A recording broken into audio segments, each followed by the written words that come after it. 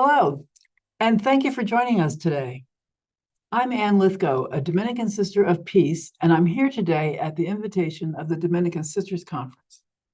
This presentation is an update to a similar presentation that I made in June of last year, describing the emerging movements of Dominican congregations in the U.S. Of course, you know the Dominican Sisters Conference, the DSC, is the networking organization for 19 Dominican congregations in the United States. And the mission of the DSC is about building relationships among sisters and associates in our common mission to preach the gospel of Jesus, standing as a clear voice for truth, justice, and peace. We will celebrate the 90th anniversary of the DSC in October at Encuentro. The DSC has been an evolving and transformative companion to U.S. Dominican congregations with tremendous shared history, pivotal moments of change, and bridges we have crossed together. So we have lots to recall and to rejoice in come October. Our purpose today is to offer a preparation for Encuentro to those who are attending, that they're up to speed about some important developments among U.S. congregations, and to keep everyone informed whether you are attending the Encuentro or not. In our last video, we asked some sobering questions, and they remain at the forefront of our thinking. What happens when there are no sisters qualified and available for leadership in your congregation in the near future? What happens when there are not enough sisters in your congregation to hold a general chapter? And most importantly, how can we dynamically maintain Dominican life and mission for all of our members? Of course, these questions touch each of you personally and your congregation to one degree of urgency or another. So today, we are sharing with you two structures that may help support congregations who are getting closer to not having the leadership they need, or getting closer to not having enough sisters to hold chapter. And there are many ways that congregations can support one another through shared healthcare services, financial management, and shared space, just to name a few. Shared governance structures are a way to support each other and relate to each other across congregations.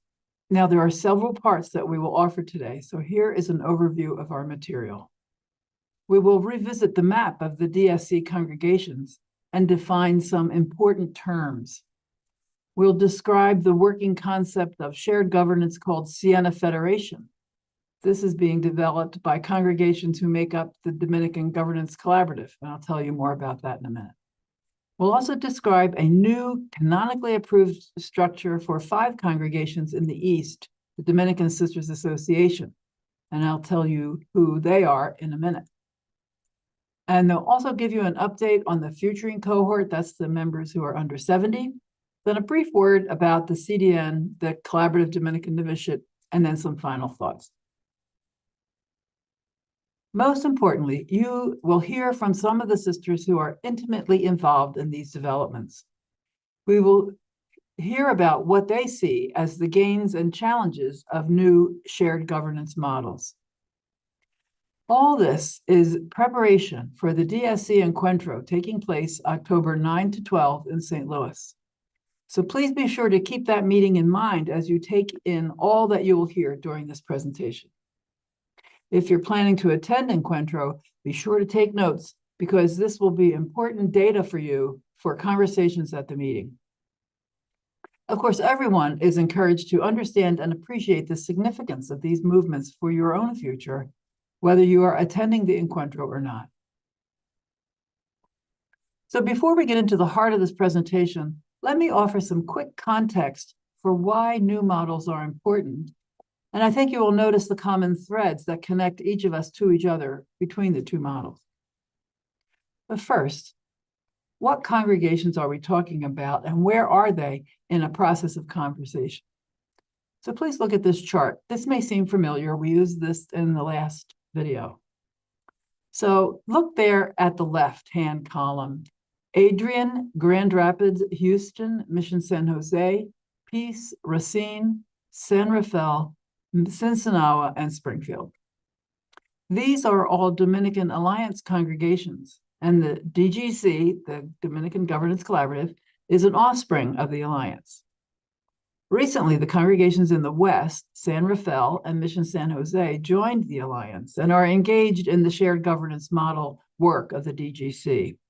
Tacoma also joined the alliance, and we're happy to have the three of them as part of it. But Tacoma is already in a commissary relationship now with the Sisters in Providence, so they are not active in the DGC. In a few minutes, Corinne Sanders and Donna Pollard from the DGC will join us to talk more about this experience. Please notice the middle column. You may also be aware there are 5 congregations in the Northeast. These include Amityville, Blauvelt, Caldwell, Hope, and Spark Hill. After working for many years towards their goal, they have received canonical approval from the Vatican Dicastery for a shared governance structure called the Dominican Sisters Association. This used to be called the Dominican Sisters in Committed Collaboration, OPSCC.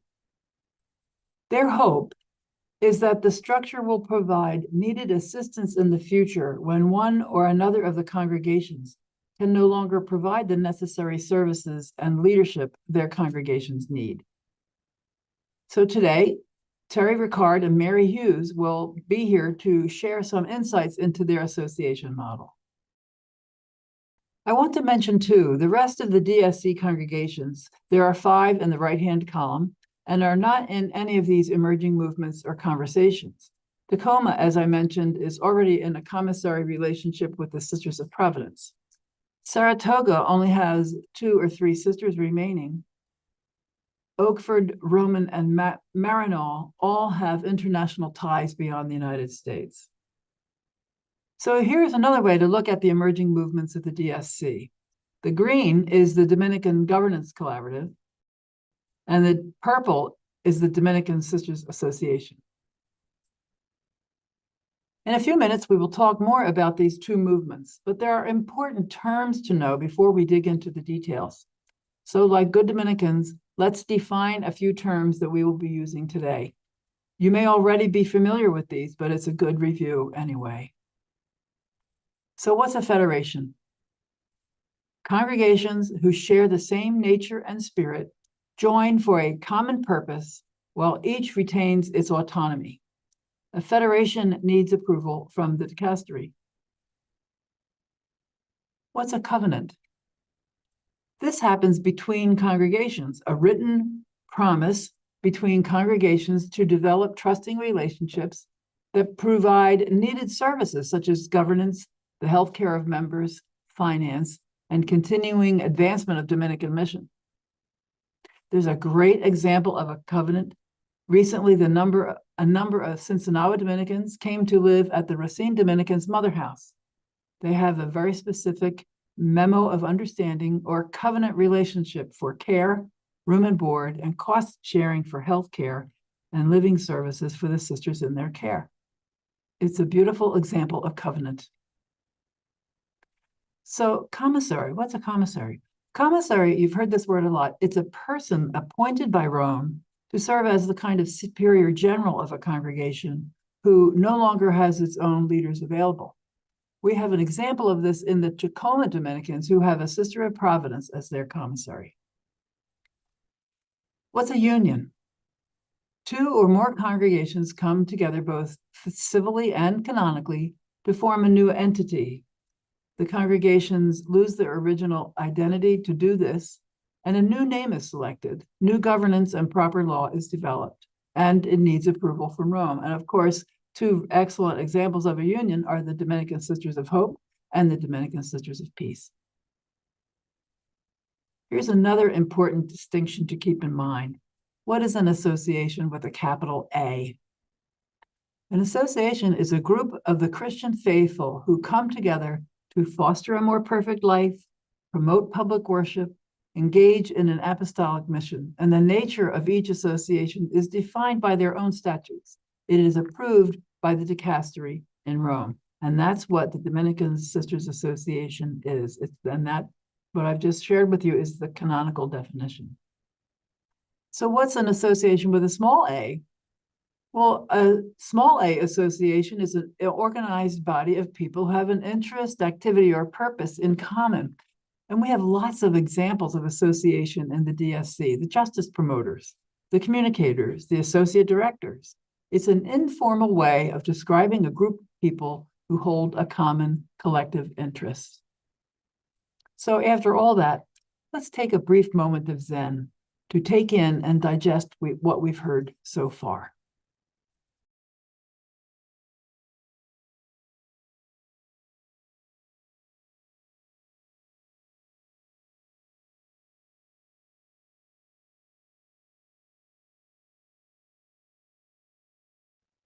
So now that we have a context and some definitions, we can dive into what has been happening with these emerging movements.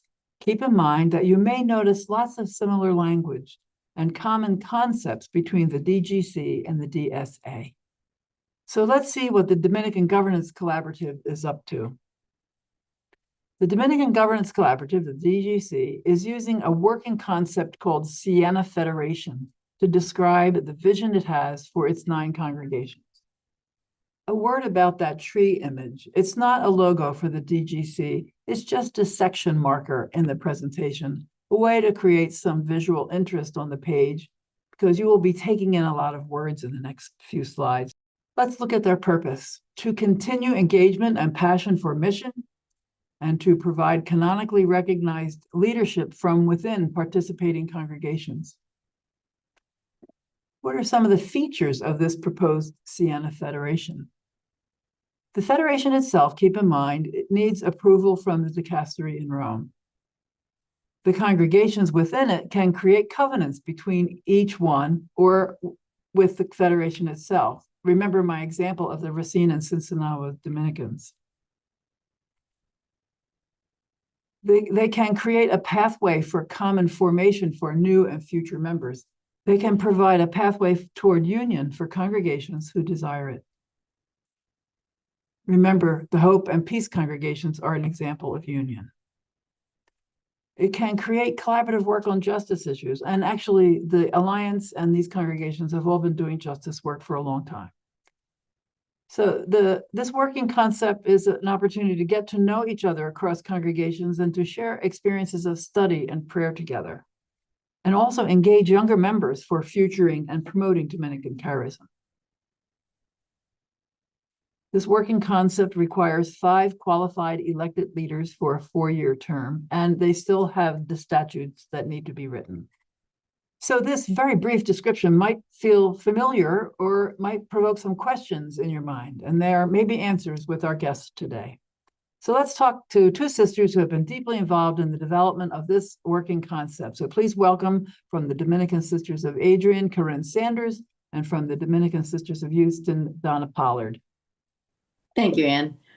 I think one of the obvious things we've gained, of course, is at least a sketch of what we're trying to work towards in what we call the Siena Federation. And I like how you titled it a working concept, because that's exactly what it is, a working concept. I think what I'd like to start with, what we've also gained, I think, is the 9 congregations who have come together, is a much deeper appreciation of our lives in mission and those common points and the common passion to be together in mission as we go into the future. Not that we haven't been in the past, because we've been working towards this, but I think there's that has just grown and expanded, not totally just based on needs of our independent congregations, but really in looking to how do we respond to this world that we're in? How do we best bring God's much needed healing presence into a world that is yearning for love and compassion? And how do we do that together? So I think when we first started, it was to look at a governmental structure. And I think that's what we're continuing to look at. But I think the real core of what we're gaining is that being in conversation with each other, despite the challenges of distance from each other. Yeah, very interesting. Donna, would you agree? Sure, yes. And thanks, Anne. I think just to build on what Corinne said, I think we've, of course, gained, life's about relationship, and relationship building just continues through this. I would say, you know, we're all the congregations involved are looking at a time when we might not be able to have an elected leader congregationally, and we're looking toward an appointed leader or commissary. So we're looking at how can we, among ourselves, either look at, you know, our own group of leaders that we can do this efficiently when the time comes. You know, we don't want to be waiting for you know, a long time before we can get someone approved. So the more we can think about this ahead of time and work together, I think that's what's been important for us to see some of the nuances. And then, of course, to find out what canonically we're able to do and perhaps maybe not able to do. Karen, one of the things that you mentioned that the working model talks about is working on justice issues together. That sounds very exciting to me. I think we've done a lot of collaboration around justice. How do you think that might evolve? Well, I'm really, I look to the covenant, first of all, the covenant relationships that can be formed as the foundation of then working towards the justice issues. I think our justice promoters have done a wonderful work across the years in their own collaboration with each other and bringing that home to us in our independent congregations. But I just think there's so much that can continue to be brought forward in that with the response to justice, because they're really that's why we're in mission together, you know, is to respond then together for justice. Yeah, Yeah. I agree. Yeah. For people, for the world. I hear you. I hear you. Yeah. Did you encounter any particular challenges that you wanted to share with the group? What made it hard? I think I don't know that they're big challenges. I think time is, I always, when I look at what we're doing now, time is not on our side in many ways. I think that, as Donna pointed out, we are all looking to that time when we may not be able to self-govern in our congregation. And we really need to address that time, be open and aware of that, and what are our pathways for that. So time, I don't think, is on our side. I think our demographics are also challenging. That's part of time. And then, you know, there are the Dominican charism, we all share the Dominican charism and live that out fully. I don't know that this is a challenge. I think it's a reality. Our expression of that is sometimes different in the daily living out. We have different expressions of the charism. And so as we come to some common points, those we'll be working those out, perhaps, you know. Yeah. And I just add another challenge, I think, is that in our heads, we think we know with guidance what we feel we should be able to do canonically, you know, and that may not always be the case. You know, once we hear back from Rome, as we're waiting, we do have an appointment, a small subgroup of this committee where we'll be meeting with the dicastery, and we'll share that information on what they have to say about our proposal when that information becomes available. Yeah, I think that's going to be a bit of an ongoing dialogue with the dicastery, don't you think? Yes. Yeah. Yes, I do. Because this is a working concept and it needs to be fleshed out in real life to satisfy their concerns and to meet the needs of all 9 congregations. Right. You've got a really big job. It's, you know, it is fun though. You might say that. I'm having fun. I always look to, you know, are you enjoying yourself? And I am enjoying myself meeting with the other women. It's good. Yeah. Yes, it's been great. Yeah. Thank you. You know, that's a beautiful segue right into the encuentro and to this wonderful meeting we're going to have in October. We'll see you there and get to talk about it some more. So is there anything more you wanted to add or any clarity that you wanted to bring that before we close? I think you outlined it well. No. Okay. Yeah, I think that's I think all we can share at this point anyway. Sure, of course. Well, again, thank you very much for your hard work and for your willingness to take some time to talk with us today. We appreciate it. Welcome, Ann. Thank you. Thank you. See you in October. Okay. Bye-bye. So now let's pause for a moment of Zen.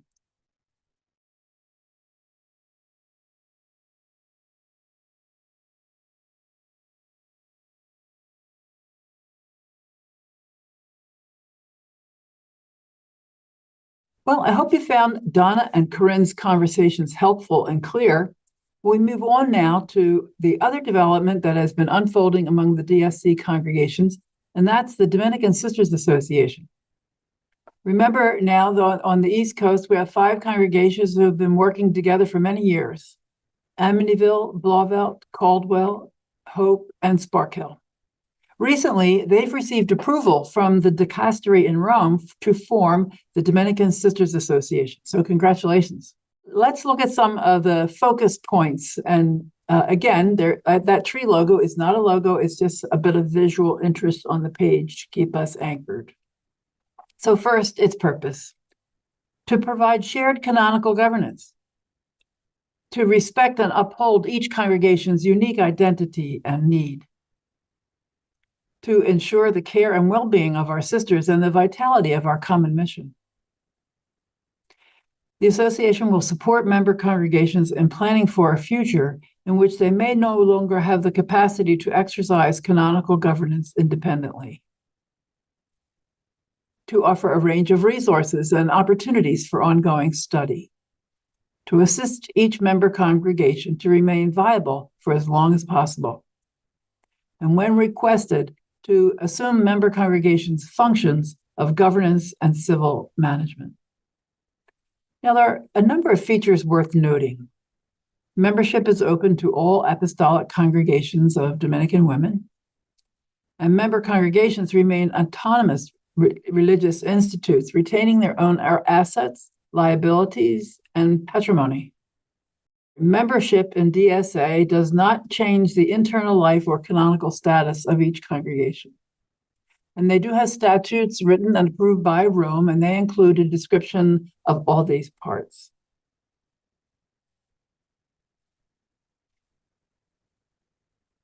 Okay, so you can see this is a very highly developed governance structure. And so please welcome Terry Ricard and Mary Hughes, who are members of the leadership of the Dominican Sisters Association. So they're here today, but thank you for coming to share some of their experiences of the DSA. Hi, Mary. Hi, Terry. How are you? Hi, Ann. Great to be here with you. Thank you for coming. We're really happy to have you here today. Appreciate your time. And I want to say congratulations on the approval of the Dominican Sisters Association. So we want to hear all about it. So if I may, just to get us started for a little bit, if you wouldn't mind, Terry, if you would start and just give us started about what did you gain from all this? What has, where are you with it? Tell us, Sure. Get us going here today. Okay. Well, as you said, we're very excited about the canonical recognition of this association. I think that, this has been a process which we do well as Dominican Sisters. Over the last 6 years, starting in 2019, we worked hard to include everybody, both membership as well as leadership. I think one of the great things is people are really invested. Our members, as well as our leadership, are really invested in this association. As you probably know, in February, that would be 2025, each congregation took a vote, and it was almost unanimous. I think we're 99% of all our members, 100% of our leadership voted yes to being a part of this association. And we did not have canonical approval yet, but we decided to go ahead anyway.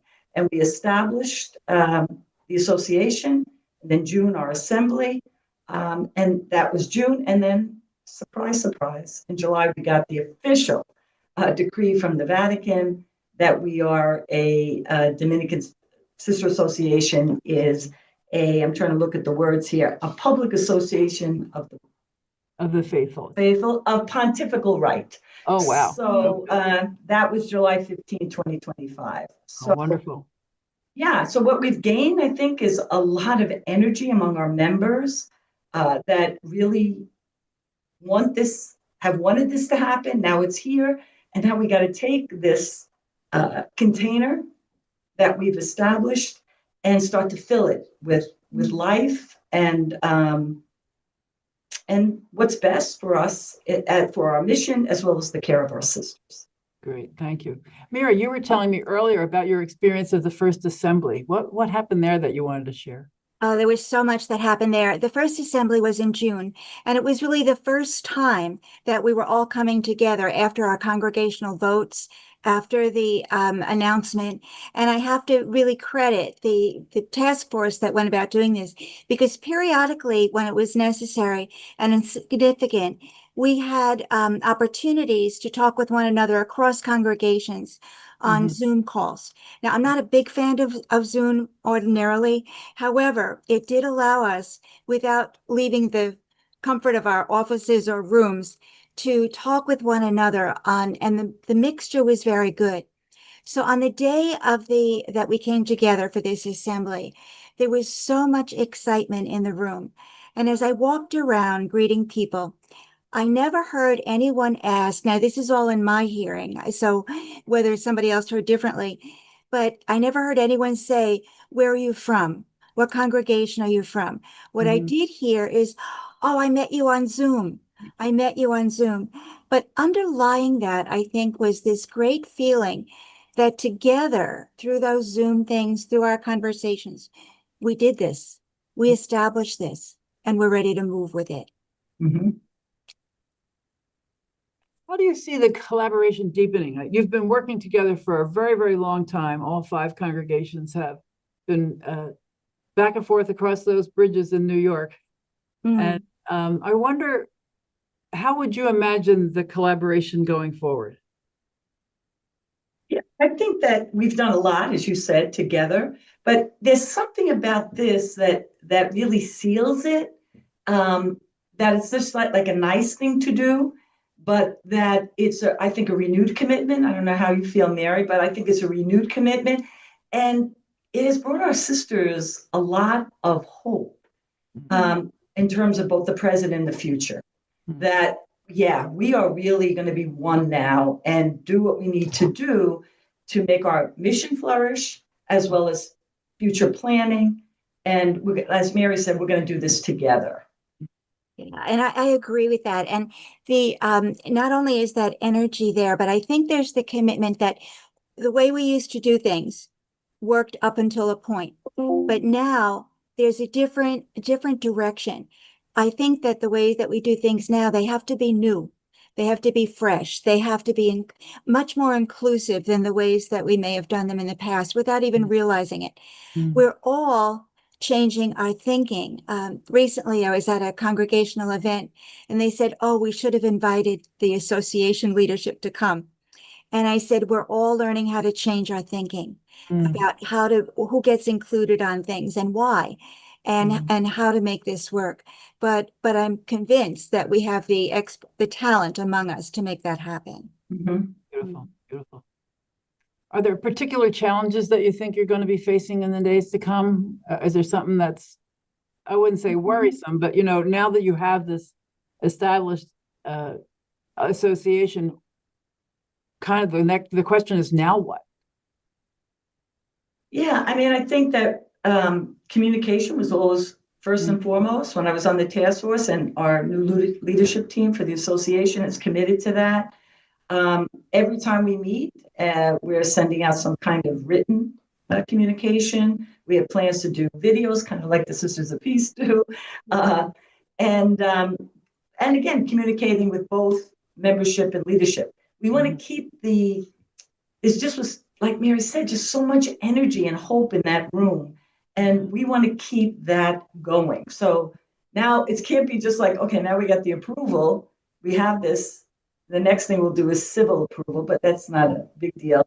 We got to make something happen, That's, I think, and the challenge is different than what we've done in our collaboration previously to this. This has to be different. So I think that's our new leadership team. That's our challenge. Yes. What's going through my mind is that phrase that has been floating around for a long time that says, what can we do better together that we can, That's right. We got to make that happen. Yeah, I think that the challenge is, even at the end of that day, we all went home. Yes. To our specific homes. And there's a way that we get kind of, lulled into all the patterns that we've lived for so long. So one of our challenges is not, as we talk and plan, and we've we've been good with each other as a planning, as a team, to not miss the opportunities to bring people together, to communicate the excitement, and to let them know that we can accomplish things differently now because we are together. Yeah. Yeah. Mhm. Yeah, I hear you. Yeah, and I think, Richard, I mean, this is about shared governance, right? But shared governance is both about helping the mission to flourish, right? So our responsibility as leaders, but also in terms of the care of our sisters. So again, we want to do that better with the 5 congregations. So yes, I mean, we originally did this. A priority was that we could be commissaries for each other as time goes on, and that will continue. But we don't see that as our only, we're about future planning and doing that together, helping the leaders of the 5 congregations to do that. Yeah. And also that eventually when people need that we'll be ready. So that's what we have to do now. Make sure that we fill in all the space now in a creative way so that we can help each other live life, Dominican life to the full. Yes, and I think the fact that you've been working together for so long gives you a familiarity with each other's strengths and weaknesses, really. I mean, there are in terms of your capacity to take care of your retired sisters or handle different parts of governance or parts of operations in a congregation that you know each other in a way that it's almost second nature to say, I'll be there for you.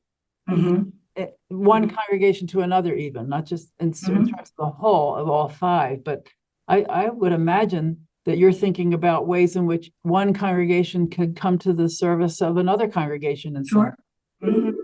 Yeah.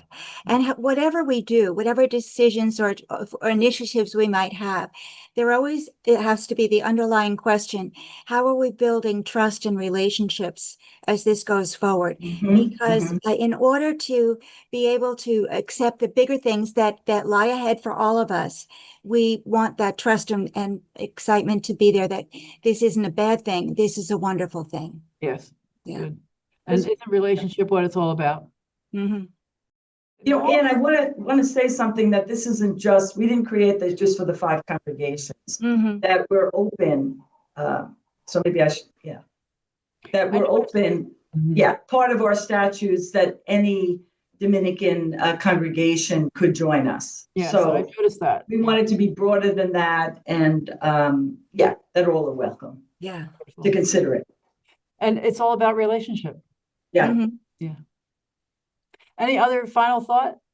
Okay, well, thank you. I know this is a short little visit, but it puts a little flesh on some real live people into the mix of these structures that we're talking about. So I really appreciate your time today. And I'm looking forward to hearing more about the DSA. So thank you. Thanks, Anne. I'll see you in October at the Encuentro. Yes, you'll see us. Thank you, Anne. Thank you both very, you. very much. So let's give ourselves a little time to process with a moment of Zen.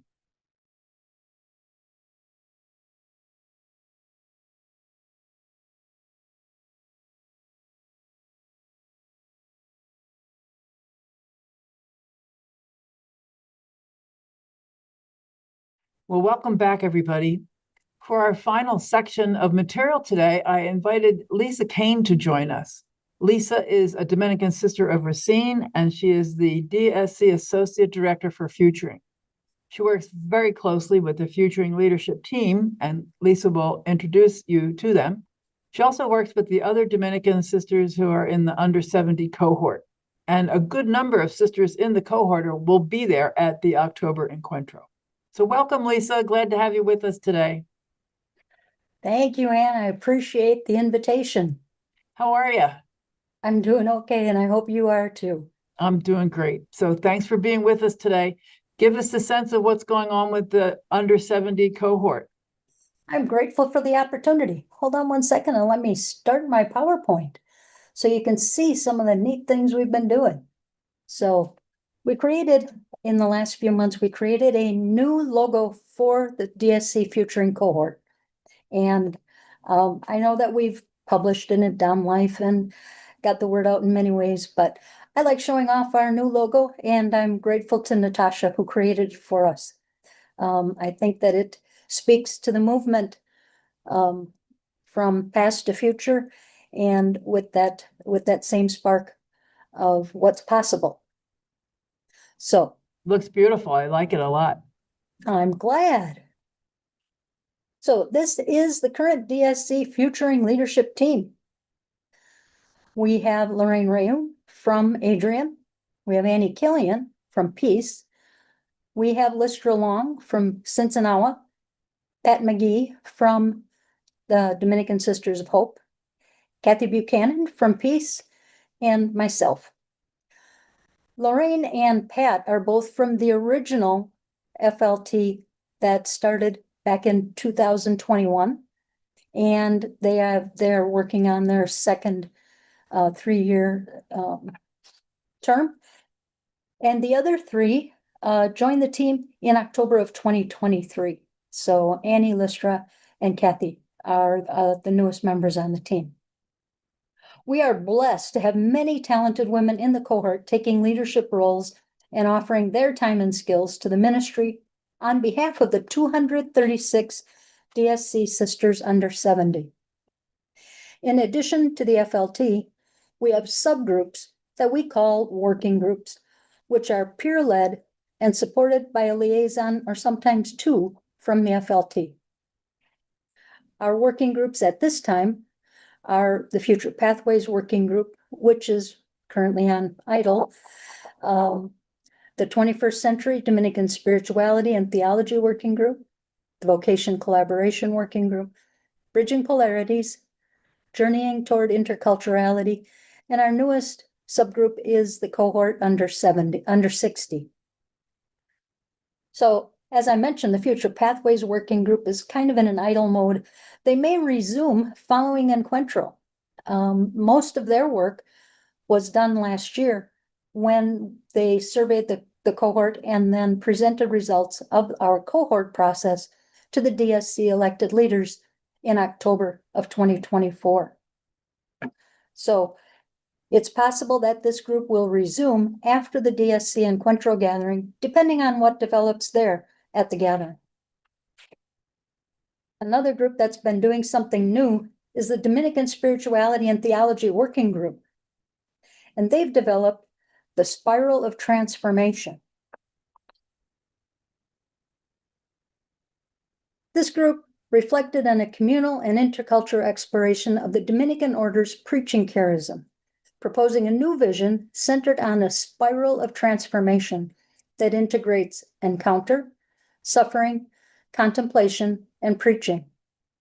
They began by reevaluating the traditional pillars, acknowledging their value, and noting that they originated from a male perspective in the order. They sought to identify elements more aligned with their lived experience as women preachers. From their experience, they identified these 4 as key aspects. These are not static, but part of a dynamic, evolving spiral rather than a fixed structure. The spiral represents a continuous, fluid movement of transformation. Encounter is often the starting point, but there's no rigid sequence. This model emphasizes vulnerability, especially in suffering, and hope found in contemplation.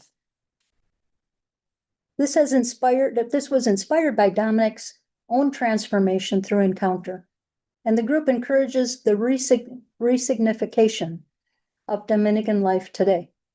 This includes responding deeply to the cries of suffering humanity and the earth, listening and preaching in alignment with present realities.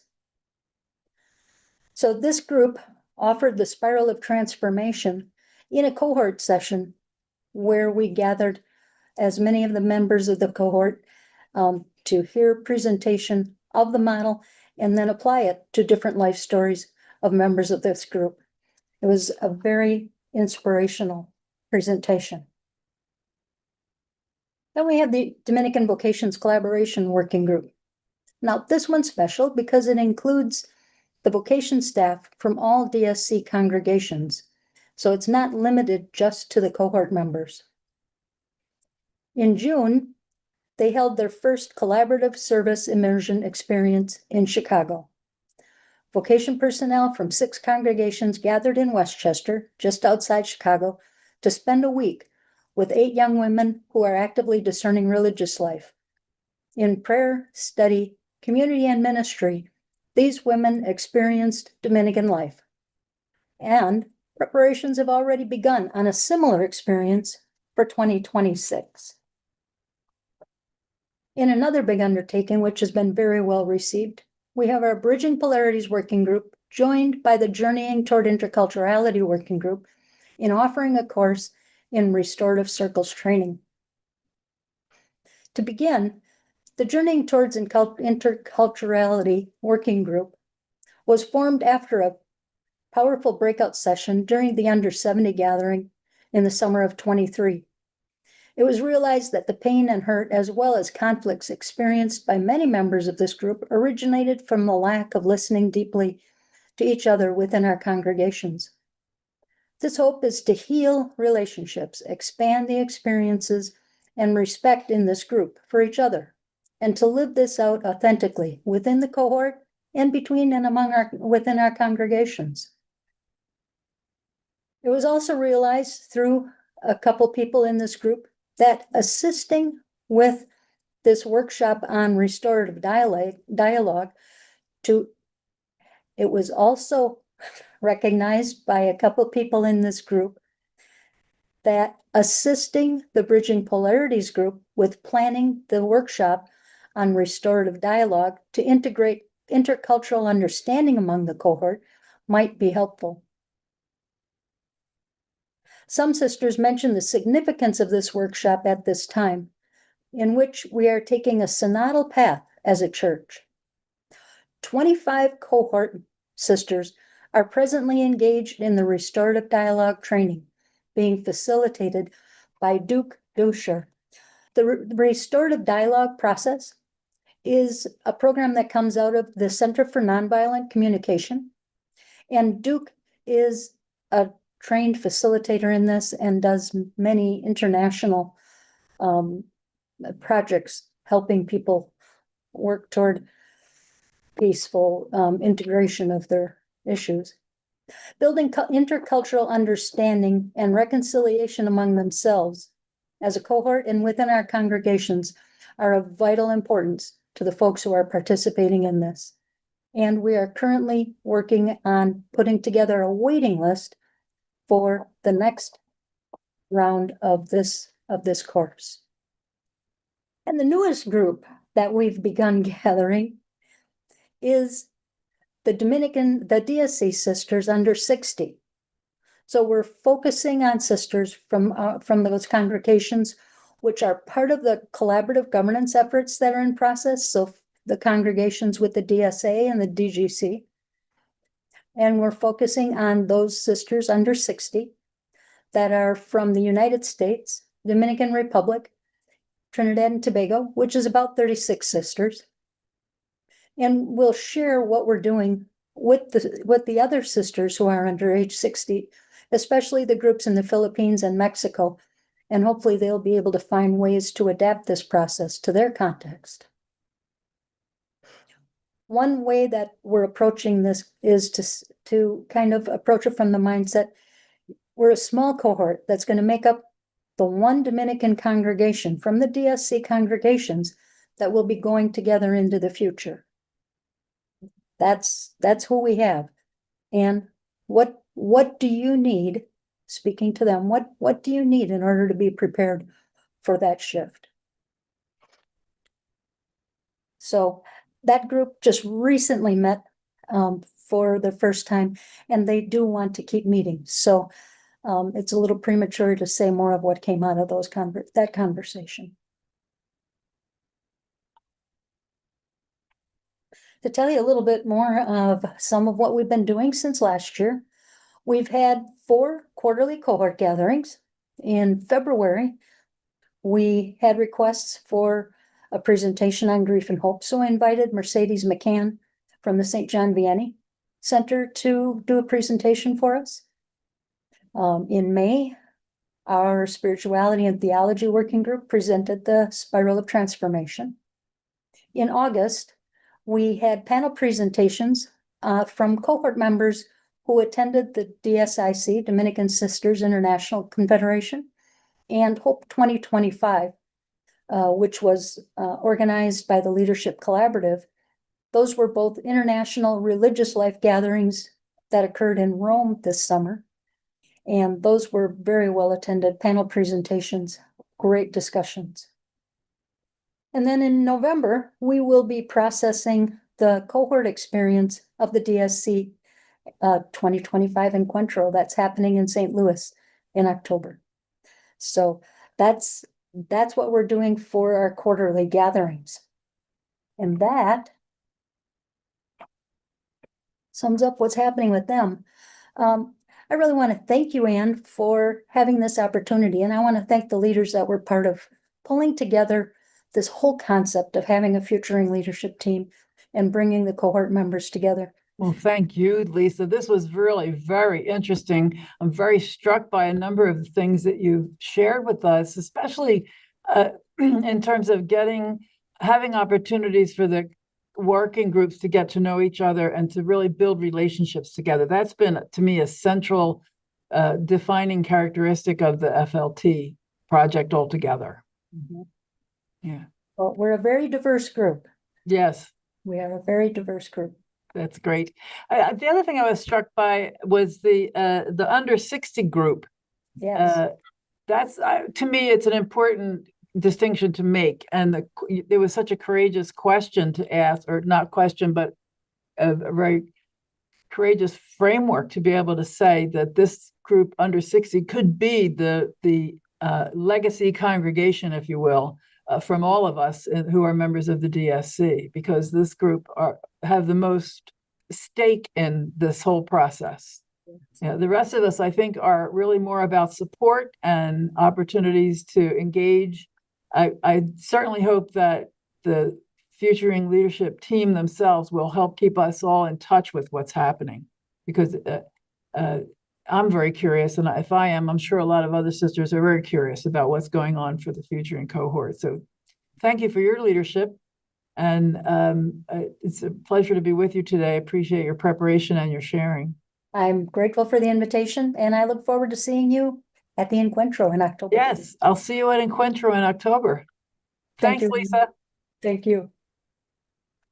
Well, we've been taking in a lot of data and information, so let's pause for a moment of Zen.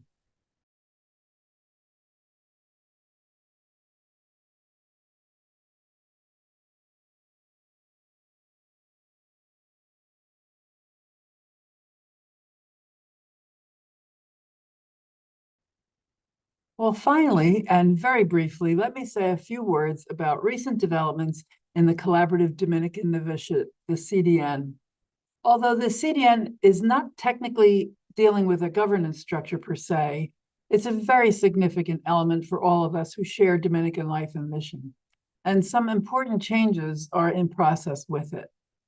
So the CDN still exists for us, though we do not have a designated house for canonical novices, nor have we named directors for the canonical novitiate stage of formation. The CDN is still listed in the official Catholic directory as a legal entity, and the board will meet in October at Encuentro, along with the congregational formation representatives, the CFRs, who will also be in attendance. At that time, a proposal will be discussed about how to move forward with greater collaborative formation at all stages of the formation process. So please stay tuned. So now that you've had a sense of the big picture, I hope your understanding of the movement of DSC congregations is clearer, and perhaps you can more deeply appreciate your own congregation's place in all these discussions. And at the very least, you can appreciate the complexity of the questions we are facing and the need to keep our leaders and their work in our prayers. I'd like to offer a few thoughts. These new and evolving governance structures are happening in part because we've reached the point where our leadership pool is more and more limited. And for some congregations, they are reaching the end of their leadership capacity very soon. And we asked at the beginning of the presentation, what happens when we don't have the leaders we need for our own congregations? And the irony of the question is that our answers include generating a new level of leadership in either a federation or an association model. It does seem a bit ironic to me that we answer the question about scarcity with the very scarcity we are trying to address. The challenge is to look for the abundance in the midst of that scarcity. I noticed the creativity and openness in the covenant that was formed between Racine and Sinsinawa. We Dominicans come through for each other, and our common commitment to a vibrant future for Dominican life and mission is so evident. So I wonder where other covenants might be formed as a way to address our scarcity. Both federation and association seem to hold some answers there. If we were to describe our times as a time of scarcity and stress, we certainly would be right. Can we embrace this time as a time to pay attention, to be on the lookout for grace, to keep our eyes open to possibilities? Ask the question, what if? What if? I think our friends who study our planet can testify that nature will find a way. And sometimes it is simple and elegant and right before our eyes. Remember the text in Jeremiah? I know the plans I have for you, to give you a future full of hope. What I shared with you last year still holds true. We have arrived at this moment on the shoulders of courageous women who sought to bear witness to the gospel, who took wise steps forward as the world's needs became clear and as our own needs became evident. Their response was courageous. Our call is to that same courage.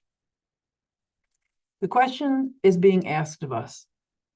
What is the new and deeper communion that God is creating and calling us to that will result in a flourishing Dominican life and mission?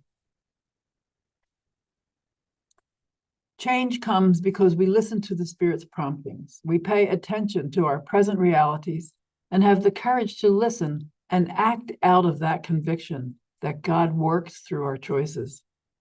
God is working in the choices we are making, so we can be encouraged by the abundance of creativity and collaboration that is happening among us already. We hope that this was a worthwhile use of your time in preparation for the encuentro, and ask your prayers for that meeting. That gathering is so critical for our future as we come together. Thank you for joining us today. We appreciate your time. See you in October, where we celebrate the 90th anniversary of the Dominican Sisters Conference. Thank you.